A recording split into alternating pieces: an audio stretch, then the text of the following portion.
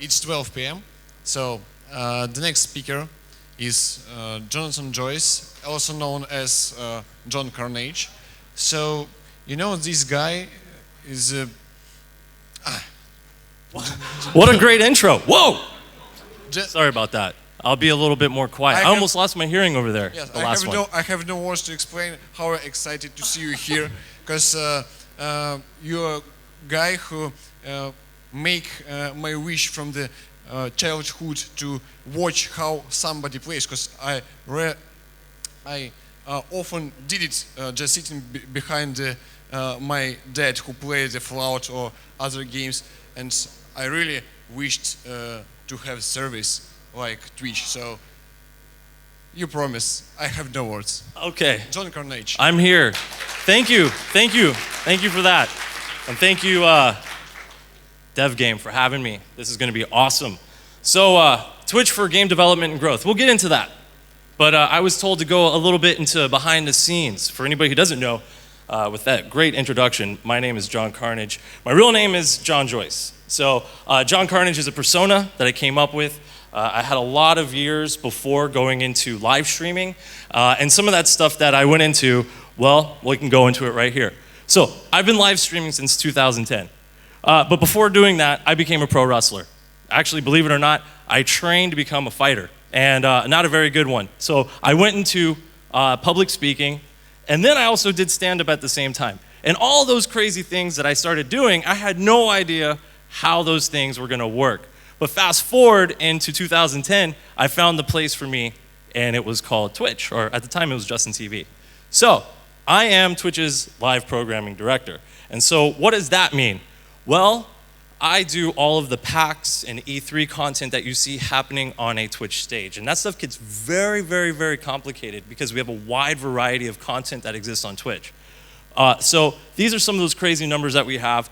And before I got into this success, right, because I think those numbers do justify saying success, I was doing anything I possibly could. And this right here is my early days on Twitch. You could see how early it is. You could look up in the corner, and you could see just how old that logo is. We no longer have that when we found colors that work right here, Twitch purple. So this is one of my early streams. There's about 2,000 to 3,000 people watching. This was 5-6 years ago. We were playing Disgaea, not one of the most popular games out there, very niche, and there was that many people watching. Back in the day, I didn't know how to broadcast in HD. I didn't have a good enough computer, so I broadcasted in something called 354. It just wasn't strong enough. And so let's fast forward a little bit more. I did my broadcasting for a website called Destructoid. And they just were like, John, do whatever you want. And I did. That's me playing Connect with a mannequin in my underwear. You can't do that anymore. Don't do that anymore. And since this was very early on, about 6 years ago, we really didn't know what we were doing. We kind of just did anything to get people to watch. But after we started getting big enough, we decided to sell merch, like the t-shirt over there in the corner. That's one of the first, that was my shirt. And we sold enough of those so we could pay for our electricity bill. We didn't have enough money to pay for the electricity, so we had to come up with a shirt, and that was one of them. And nowadays, people are creating merch and doing all sorts of amazing content on Twitch and doing it way easier than what I was doing. I literally printed the shirt, created the design, and did everything on our own. Now we have partners and artists and everything else that can help you do it. So that's just a little bit of my background. And so now we got my origin out of the way. What is Twitch? If you guys don't know, it's the world's largest live streaming service for gaming. It's not just gaming anymore. We can get into that a little bit later, but it's primarily gaming right now. And so those are big numbers, 100 million unique viewers, and it keeps growing. And this all started by just having people watch other people play video games, like I was showing you in the beginning. Everybody watches Twitch, every user watches Twitch on the average of over 90 minutes, or 106 minutes per user. These numbers are insane, and we have a plethora of all content that exists on Twitch. Not only do we have the media, which is Destructoid, IGN, GameSpot. We have communities that just exist, like our broadcasters, Man vs. Game, Tally, and all sorts of other people. Developers, events like E3, like I was talking about, and esports. Esports makes a huge portion of Twitch. And let's do this. There we go. What are developers doing? Right? They're doing almost everything that you can imagine. Content on Twitch really is dependent upon your imagination as a developer. Don't let size scare you. Don't be like, oh, my game isn't big enough to do this. I'm too scared. Just try it. See what works. So I'm going to show you some stuff on here that could deter you from creating content like a Mojang or a Battlefield, but don't be scared. So content creators or developers or whatnot are creating original content, and that means they're directly connecting to their community because they're creating a long-lasting relationship because it's live content directly feeding to their people. They're engaging, right? They're engaging with their communities. What ends up happening when you create a channel, it doesn't matter what size it is, you have your community who is a brand ambassador of your content. Because usually what ends up happening is whenever you broadcast your game, your community wants to broadcast your game. They want to live your game. They want to live the brand. So after you're done broadcasting, there's a spillover of content creators who love your game who will also start broadcasting your game. It's a symbiotic relationship between the two. When you guys do something, your community will do something, and back and forth. Yes, gathering feedback from the community is a big deal because they're the ones that are going to be playing your games all the time. And since they're playing your games all the time, they're going to tell you what works and sometimes what doesn't work. But this is live engagement, right? This is live feedback that you're going to be getting back from people, whether it's your community playing the game or you guys playing the game live. And exactly, so the community will take your game and do amazing things with it that you guys never thought were possible, or you just never thought that my game could justify having that kind of content surrounded by it. Like tournaments, esports stuff. Who knows what's out there, but your community will play with it and tinker with it until they get it and move on with it. Or if it doesn't work, they'll leave it alone, but if it works, they'll jump back into it. So, developers using Twitch, I should just put everybody. Everybody's using Twitch. I hope you guys will start using Twitch after. But these are some of the awesome people who have utilized Twitch since the early days. And Magic the Gathering's on there. I know that might be a unique one. But card-playing games, right? You don't have to just think of, well, it's only video games. No, board games count.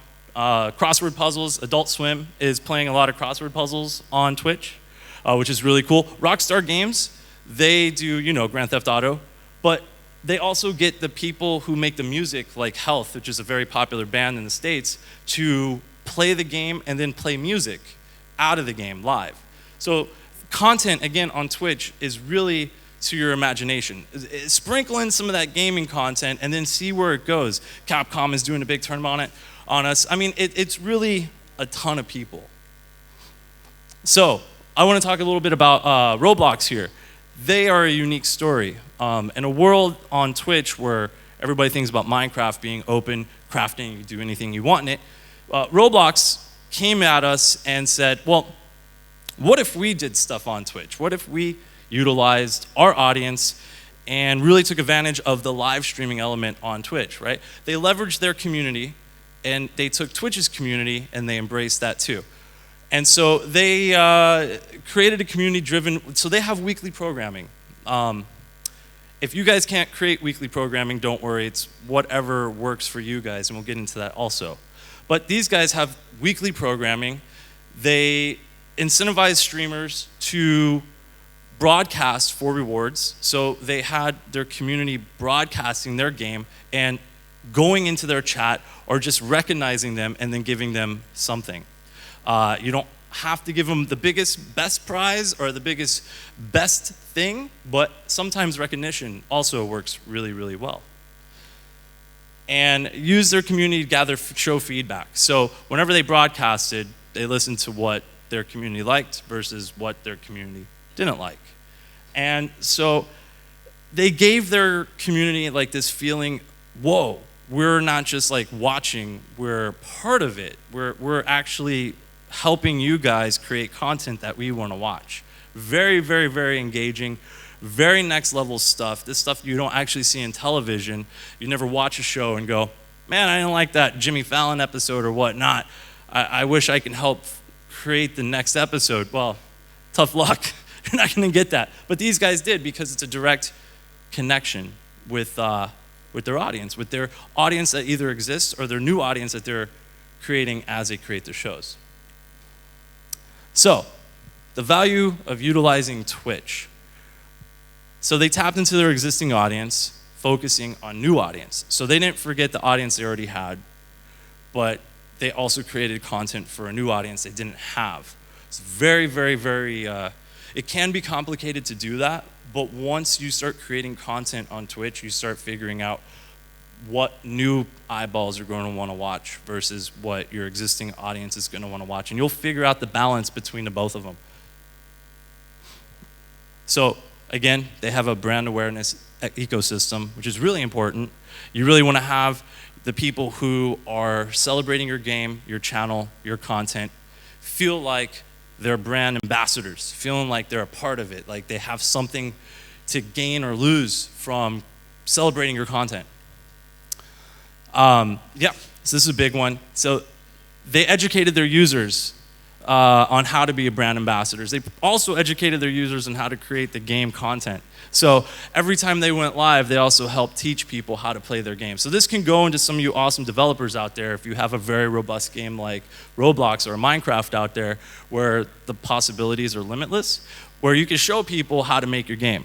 And speaking of making a game, you can also make your game on Twitch. It doesn't have to just be games that are fully done. You can have live development on Twitch, like Choice Chamber and a lot of other developers out there who are just showing everything about their game. Very important stuff. It doesn't have to just be a finished product. So there you go. They were able to get into the top 20 games just because they were broadcasting and they're figuring it out. That's a really big thing too, because getting into that top 20, that top 10, that's like a huge milestone for a lot of games. A lot of games out there, they never hit that top, but with constant content being developed on Twitch, you can do it.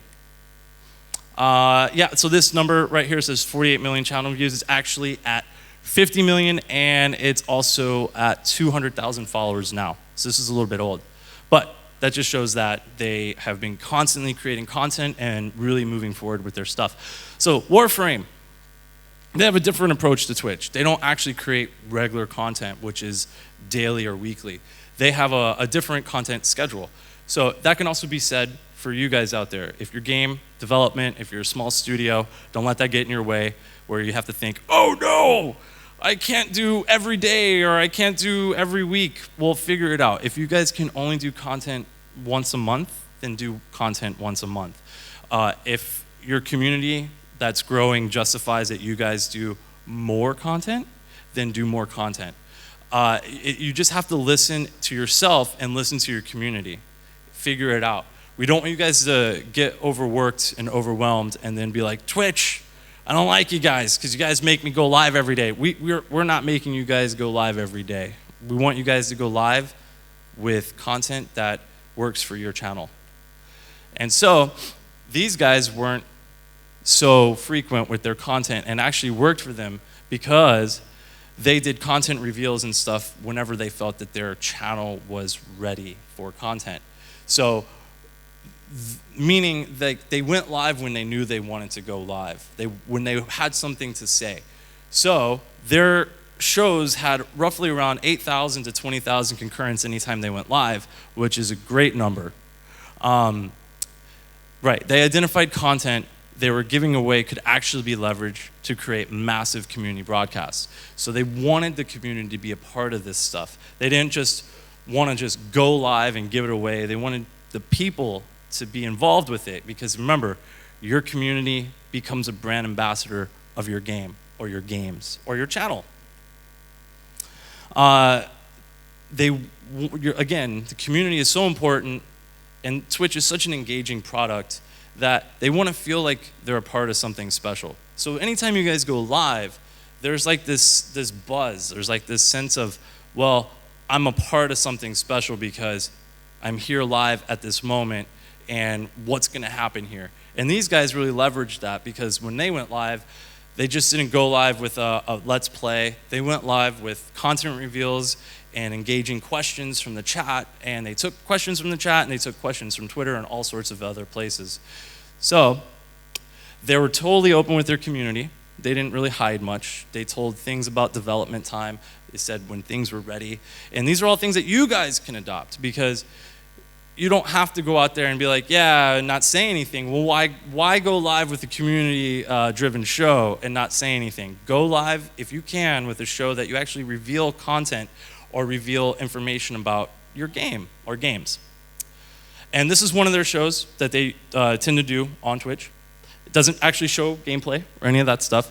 It has them sitting around like a regular TV show, and they're just talking. They're talking about content reveals. They're talking about things going on in the game, stuff that matters to their community, language that matters to the chat, and they take questions, and they just are really engaging, and they have a real meaningful show. It's a talking show, not so much a show where they play the game. Now, you don't always have to play the game or your game. You could talk about your game too, which is Twitch talk shows or video game talk shows, and that's a category that exists in the Twitch universe. So, H1Z1 and Hi-Rez is a really, really, really good example of a developer adopting Twitch in the early days. These guys have created a 24-hour channel on Twitch, and Hi-Rez, that is, they've created a 24-hour channel on Twitch, but it didn't start that way.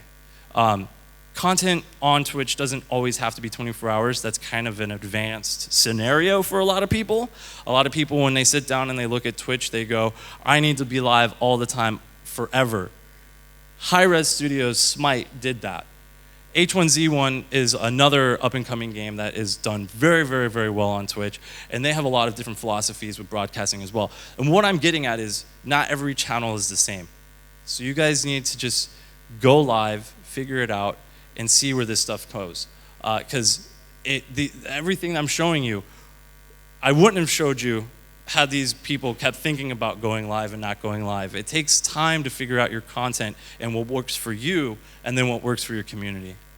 And so, how do you reach new customers? Everything exists in an ecosystem. Twitch is a very living universe. It's unlike anything out there with content. So don't think that your game isn't going to exist on us somewhere. It does exist on us somewhere.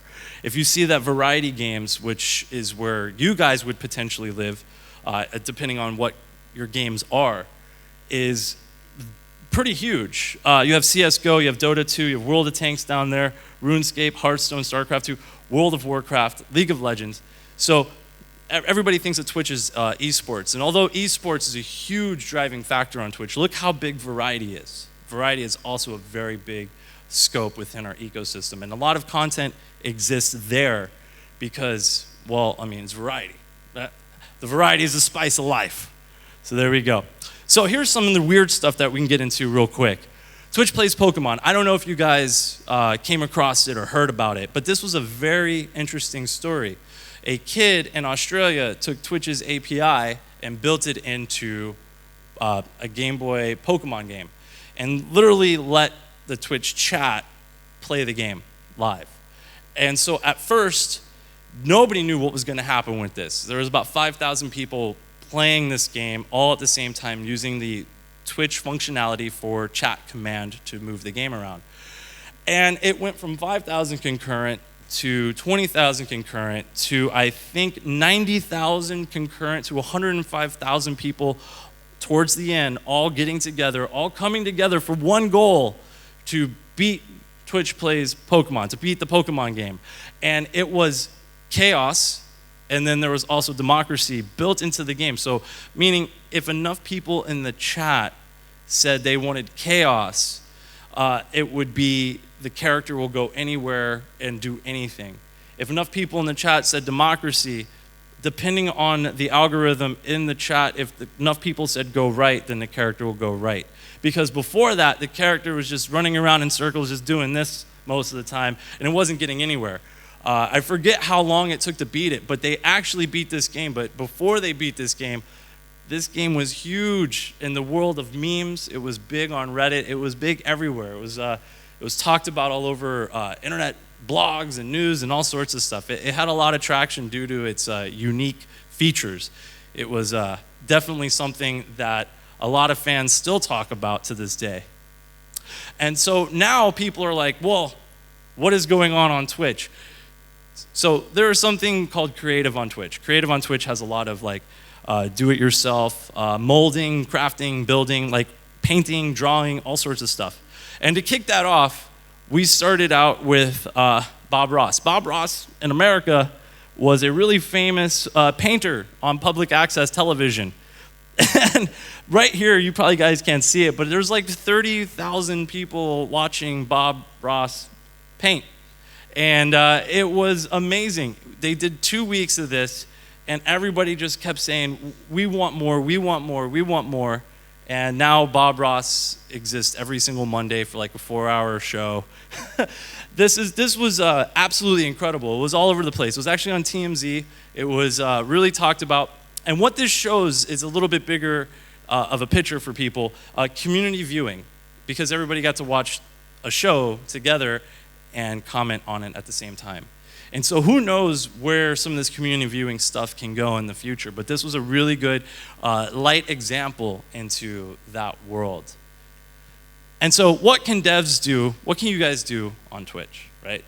And I'm showing here Metal Gear 5, and I'm showing you the supply drop.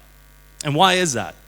Well, imagine in a world where you, the developers, took our API, our backend, and developed a way for the chat to create what kind of supplies the character or the person who's playing the game can get. Meaning, the chat controls the supplies. Or the chat can control the bosses, making them harder. The chat can give actual access to the game. Because how cool would it be if you're running low on health and you've had a great broadcast and the chat wants to help you and helps you? Or you're not being very nice to your chat and they don't want to help you. They don't want to give you a supply drop, and then you have to scramble around and die. Like elements like that, things that really can enhance and engage the chat and take it to the next level, because now you've made your chat even more engaged before than it's just a chat where they see you play. They now are actually part of your gameplay. And so other games like that, No Man's Sky, imagine if the chat can control a planet that you land on. I'm just a creative, right? I don't make these games. I'm not engineers like all you beautiful people out there. I don't have a big brain, I have a very small brain, but I can see things.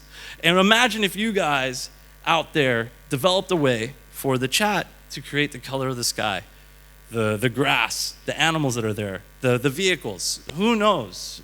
In the future, what if that was a possibility? It's not a possibility now. I mean, it exists if it could, but taking engagement to a whole new level can be something that really changes gameplay altogether. It's now community gaming, just like I was talking about before with creative, where it was a community of people watching the same program. Now your community is helping you with the creative of your game or the actual gameplay itself. It's kind of crazy. Who knows? I'm getting out there with you guys. And so, how should you all look at Twitch? Brand awareness, big one. Remember, having your people in your chat feeling like they're part of the brand, taking the brand and living it, being a part of it every day, all day. Community, big one. Having your chat be the place where your community can come talk to you directly. It's a really big thing, right? Think about it. There's not a lot of things out there where community can come together and talk directly to the source and get information if you all are willing to give information, or just have a place to vent. Be like, I didn't like that, and this is why. And actually listening to them. New age game journalism. So this is interesting. So what is going on is game variety channels like Swifter, Man vs. Game, all these other networks out there that exist within Twitch, they've become the new game journalists of now. So game journalism used to be where it was a written article and it was very to the point in the article. Now games journalism, at least in my opinion, or at least what I'm seeing in Twitch, is people playing the game and just having a very open discussion about it while it's happening live. And that's really what's going on, at least within Twitch, with a lot of our broadcasters. And they get a lot of news from them as well. Loyalty. See, if you go live all the time, man, there's something really special that happens with the broadcast. If a broadcaster or developer or any other media outlet on Twitch, when they start going live in the community that comes in and watches them, they feel like a friendship happening. It's a very important thing that goes on. No longer does the viewer feel like they're a viewer, they now feel like they're part of a community, which also makes them feel like they're a friend. So it's a very magical thing that's going on in that chat, especially if the broadcaster is talking back directly to the chat, saying their full name and then their question and getting right to the question. And then what ends up happening is it becomes like this weird, like synergetic relationship for the rest of that broadcaster's journey.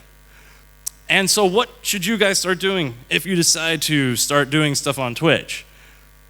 Embrace the Twitch community and its viewers, obviously. Join us, embrace us, let us into your hearts.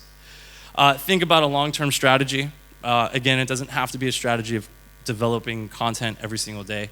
It can be content, it can be whatever works for you. Meaning if it's once a month, then it's once a month. If it's content that happens every day, if it works for you and you're not feeling burnt out, or you're able to get a community manager to broadcast, do it, because it will make sense as you guys are creating it at the same time.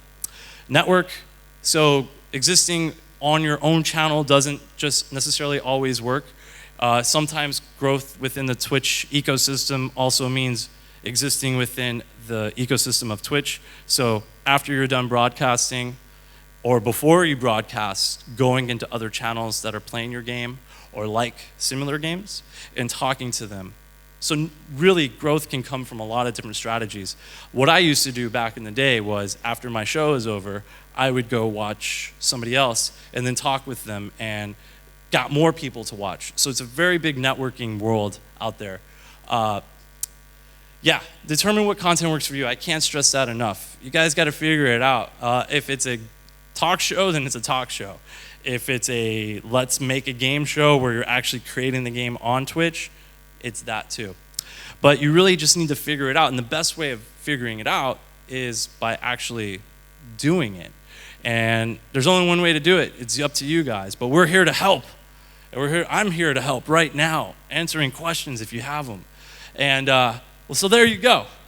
I know it's kind of like the really quick, abridged version of the crazy universe that is Twitch. But I want to thank everybody for having us out here, or at least having me out here. But I'd love to take some questions if you have any.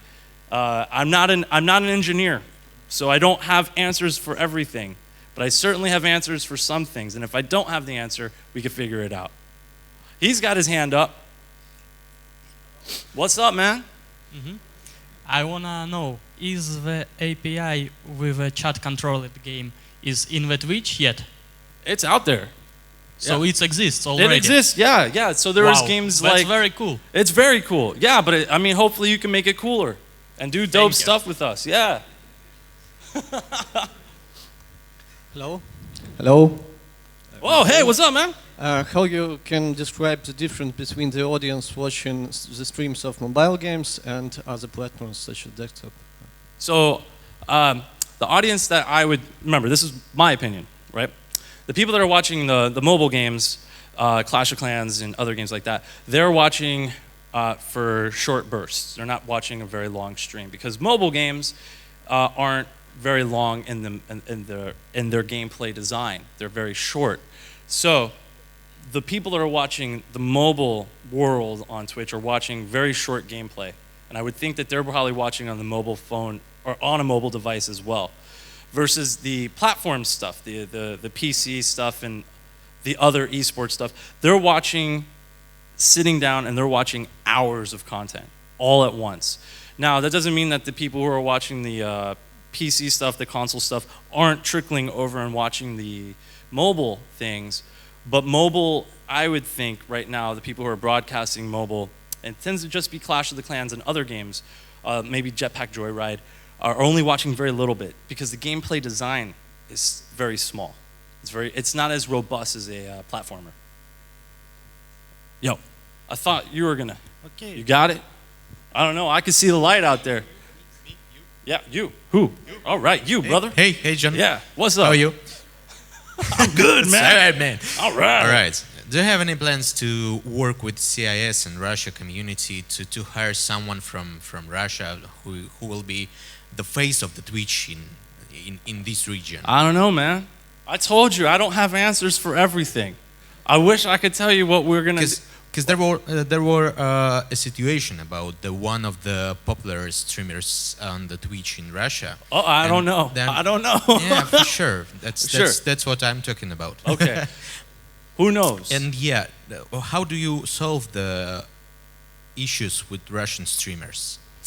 We have a partnerships team that handle all sorts of anything that really comes up within that specific community. Partnerships team has grown dramatically over the course of 4 years that I've been at Twitch. There now seems to be a identified partner lead on every community that's out there. So I wouldn't be surprised if our partnerships team for now are handling those things before we have like a dedicated person who would handle this region. So we have another region. We're all over the place now. So that's what it got. If there was a problem, I don't know a problem. I'm just creative. I want everybody to love and be happy. So if there was an issue, partnerships handled it. Okay. Hello. Whoa, what's up? What do you think about Google gaming service? What do I think about the global gaming service? Is that what you said? Google. Oh, no. All right, I think it's great. I love everybody. I love them. I love anybody that has a service.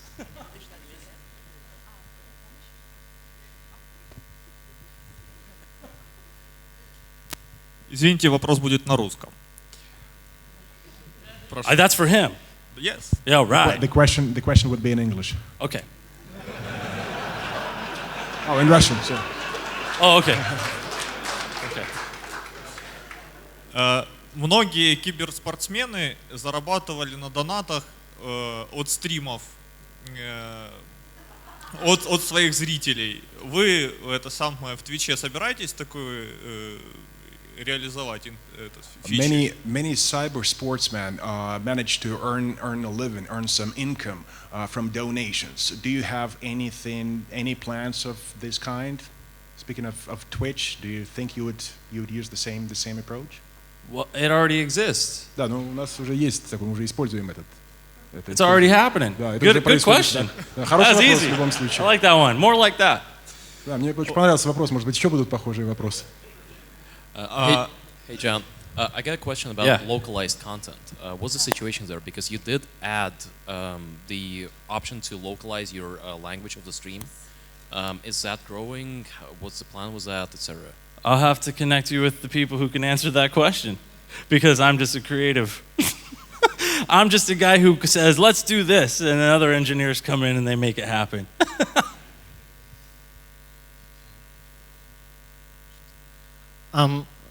So I'm right here. Oh yeah, back there. What's up, man? Hi. So the question is, do you have the precise information about how Twitch pushes the game to the game become more popular? So, for example, I am a super streamer and I play absolutely unknown game. And how does it make the game popular? So, how many people would buy this game after I stream it? Thank you. Yeah, so there's a lot of back-end information that we can give you for that stuff. Making games popular on Twitch, there is no one way to make a game successful or popular. There's lots of different directions. Getting successful broadcasters to play your game, absolutely, that's one direction. The game sometimes overnight becomes popular because a broadcaster plays it and finds something really fun with it and other people start playing it. I mean, there's all sorts of different scenarios, games like Salty Bets, which is an emulator. There was a game called Mugen, which became very popular on Twitch because one broadcaster started playing it and having like fake betting and really fun stuff with it, and other people started playing it, and it took time, but it became very popular on us. So we do have data that is in the back end that shows like once your game becomes popular, even doesn't have to be popular, we could show you, but you also have to have your own back end as well. We have to like work together to see about data. And data can become very complicated within our world because it's just very robust. Hi, John. Yo, oh, what's up, man? That's all right. Yell into the mic. I already did it. Thanks for the talk. Could you give any audience split by countries? Twitch audience. Somebody help me with that. What do you say? What's the demographics from what? From demographics? We got demos. Yeah, demographics from Twitch audience. Huh. I mean, people who looking for streams. Where are people watching? Yep. So obviously you probably already knew the answer to that. It really comes down to like the region. Like United States obviously watches a lot. Europe watches a lot. And then I think there's like quick ones coming up like Korea and whatnot. But it's exactly like, what are you looking for? Because the world watches Twitch now. Some places watch a little bit better than others. We're working on making sure that everybody can watch Twitch seamlessly and easily. We just opened up some servers in Australia and other stuff where they're working on them. So the world watches us. It's just exactly what type of demo you're looking for. If you're looking for a precise age and and stuff like that, I'll give you my card. We can figure it out. Okay, but in general, the I think that was in general. I think that was a general answer. Okay, thank you. And second question. Sure. In your opinion, what is better way to get my audience for my game? Should I start my own channel or should I talk with another streamers? So that's a great question. So creating your own channel, what that does is it gives awareness to your game of it being out there, and then you can control the entire message, right? If you also want to take the other route of getting the game into broadcasters' hands and having them play it, that's another way of getting your game out there.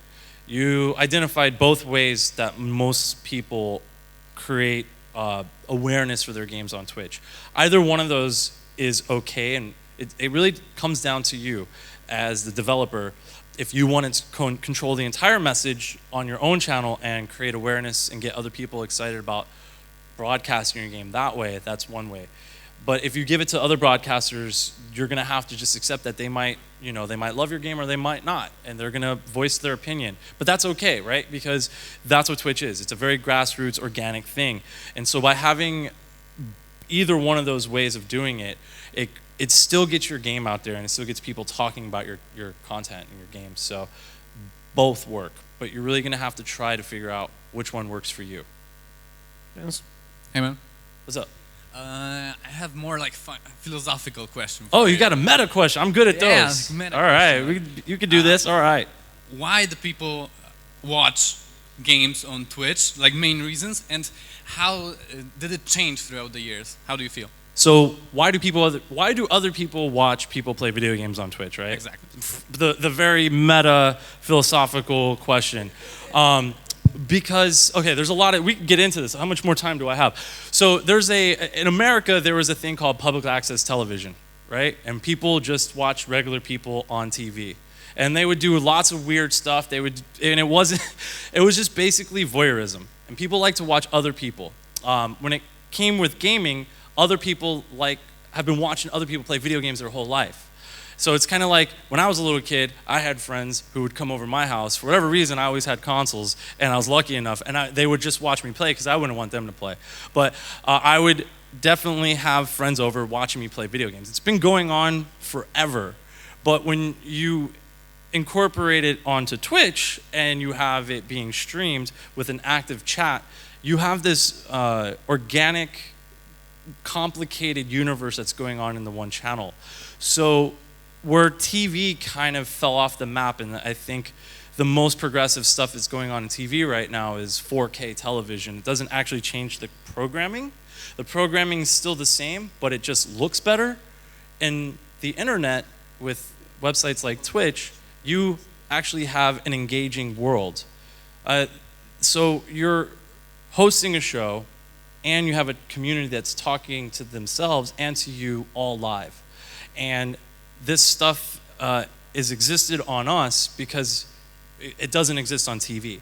And so people are watching for a lot of different reasons. They're watching for similarities in the content creator. Maybe there's something they like about them. Maybe there's something they like about being part of a chat and a community. It's very tribal-like, but it's also part of a bigger ecosystem. And I mean, I could really get into it because what you're watching is a lot of things going on all at once. But for the most part, it's because it's next level engagement. It takes games that are even single player games like Uncharted and makes AAA titles multiplayer because you're part of a community watching the game. You had another question in there, right? No, just one. Okay, yeah. Well, I feel like, Pluto with that answer. I feel like, I just got really philosophical with you on that. But step back and watch what's going on and see that the reason for this stuff, at least in my opinion, is the thirst for something new when it comes to entertainment. Because TV and film, at least in mainstream media, don't let you engage. Except for like a Twitter handle sometimes. Hello. Yo. What's up? Yeah. Do you have any general advices for how to make your game more viewable? So how to make the game more viewable? Well, it really comes down to the game, right? And then it's going to come down to how you want to deliver that on Twitch. If your game is, it also comes down to like, who do you want to have on camera? So do you want to have somebody who's just very technical and talking about the game? Or do you want to have somebody who is over the top, engaging, entertaining, and taking that game to the next level? All of the things that I'm talking about exist on Twitch. There doesn't have to be, just because I'm up here and I'm like, hyper and talking really fast and whatnot, in the world of Twitch, there's people who never show their face. There's people who are talking very slow, and it works for them, right? So getting your game to be more Twitchable, it's really more about educating the audience that this is the game that I created or my team created that we're showing you. Because not all games are the same, right? And not all channels are the same. And that's the best part about it, is just educating people and getting them to understand what your game is. It depends on how you want to deliver that, though. Okay, thank you. Yeah. One more question, very general. If you say streaming is about acquisition or improving lifetime, if you have to choose between these things. So, wait, hold on. Stand back up. What? Okay. Yeah, acquisition or lifetime? Is that here? Yes. Yes. What's the question, though? Streaming is more useful to get new players or to improve lifetime of. So yes, I see what you're saying. So to keep the game's lifetime going, or to get people to purchase the game or be a part of the game. Again, it's going to come down to what you want to get out of Twitch. I could stand here and I keep telling you guys, it really comes down to your channel. These are philosophical questions and questions that you and your team are going to have to figure out on your own. Like, what do you want out of Twitch? Do you want to just go live and have a good time?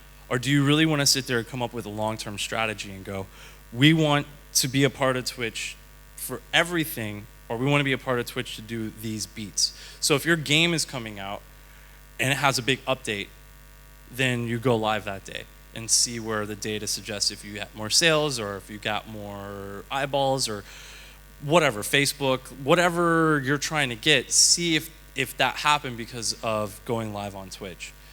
Again, it comes down to your content, your channel, and what your game is. Okay. Yo, what's up, man? I have a question about content control. Do you have any? Because I actually thought of a couple of cruel things I can do with your chat API, and the content would be pretty mature. And how would you do about that? I'll just give you my email. Talk about it. Get you to talk to the right people. So you were talking about a game where chat people control the behavior of loot dropping from the sky. Yeah. And they could give no loot and see the person, a player, main character dying. So it's pretty soft thing. But I can create a game where people would control how some more cute creatures die. Cool. Well, I want you to. That's you, man. I don't know how to do any of that. Yeah, but That's you. it adds cruelty to the world, I think. What? Come on, you're talking about cruelty in games. What? Look, Call of Duty. So people are being shot. What is okay, going on? so going back to content control, do you do Yeah. any now? So, I mean, you're talking about like having the API and having supply drops or characters and content control of that nature. If you're really wanting to take it to the next level, here, I'll give you my card after we're done, and I'll let you talk to the people who would be like, no, that's too cruel. Hello, I really don't know. In video game world, I don't really know what's too cruel anymore. So, or cool, or too cool. That's what we're gonna start saying. Well, we'll figure it out. Anybody else out there in that sea, the sea of people? All I see is that bright light. So if there's anyone else out there, no? Oh, yeah. Hey, yo. I'd like to ask you what kind of prizes developers use to reward community streamers? So a lot of the time they use in-game content. Sometimes it's a skin. Sometimes it's a special weapon. Bigger content would be hoodies, like actual physical goods that, let's just say streamers, they meet the criteria, they'll get like a gift package from the developers. Those things mean a lot to the community. So I know if you can, giving away specialized hoodies, everybody loves hoodies for whatever reason. People go, oh my gosh, those Twitch purple hoodies. But if your game had those, right, maybe you only made 100 and then gave them to the Twitch world, that would mean a lot to them, and they feel like they're part of that club, because then I'll go up to those people, where'd you get that crazy hoodie from? That's some of the stuff. I've suggested in the past giving away physical art. Like some of the games have incredible artwork, and those artists are super talented. Imagine if you have somebody who's played your game for, let's just say, 10,000 hours, make it a very high standard, and give that special, like one-of-a-kind thing to them. They'll cherish it forever. Right? Because you have people out there who play one game, who master that game, and that's all they do. So imagine if they got something that was from the studio, an artist signed, a whole studio signed CD or shirt or whatever, they'll go crazy for that, right? It means a lot to them. So it really comes down to, they give away a lot, but in-game skin tends to be the easiest one because it's a digital code, right? How easy it is to give that away. Thanks. Yep. Hello. Do you have any plans to remove or extend the bitrate cap, because it's quite small for screens that grow? I couldn't hear. Here, hold the mic up here, and let me hear it. Say it again. Here we go. There you are. Okay. Do you plan to remove or extend bitrate cap? What is that? Bitrate cap? What is that? I don't know. Anybody help me with that? Somebody say that? What is that? Say it to him. Does he know what is? What? Oh, the bit rate. The bit rate. It's for select partners. I think that you can actually stream in 1080. I mean, what do you want to stream in? Any FPS game. So how high do you want to stream it in? Maybe 5,000. 5,000. You want to take that to a whole next level. Even at current cap. Well, there's a reason for it, right? Because you're broadcasting HD for free on Twitch, right? I'm not an engineer. I'm not part of those negotiations. I know that the bit rate is already pretty high for everybody, and I would be certain that in the future that it'll keep going up, that there might not be, I guess you're talking about there's a cap for broadcasting. So I don't have the direct answer for that. I'm sorry that there's a cap, but we'll figure it out as we keep growing together. Thank you. Yeah.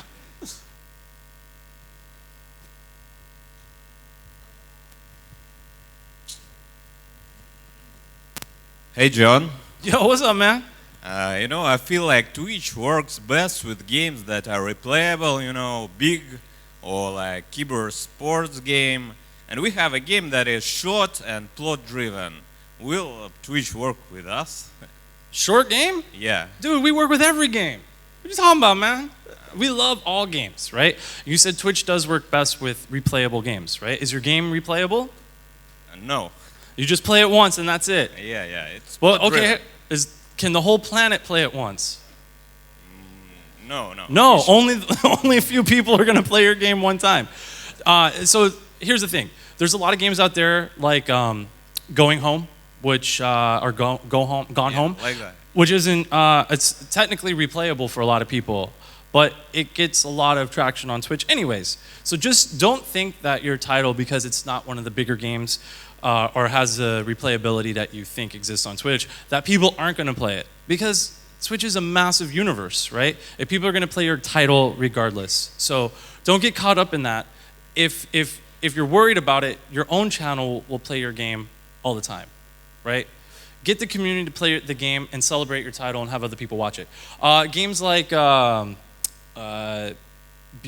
Two Souls, right? A lot of people would say it's just a one-time title, but people are still playing it. David Cage games they do incredibly well on Twitch, even though for a lot of people it's just a one-time watch or one-time gameplay playthrough.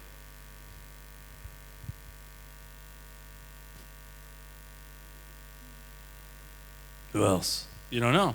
You don't see anybody, do you? All right. I think it's over. He thinks it over? Oh, no. Okay, come on, man. What's up? Do you have any examples of channels that are successful but without streamers actually? Like the Pokemon game. Do we have any examples of games that are successful without streamers? What do you mean? No, channel is successful but without streamer. Without streamer? Well, every channel has a streamer.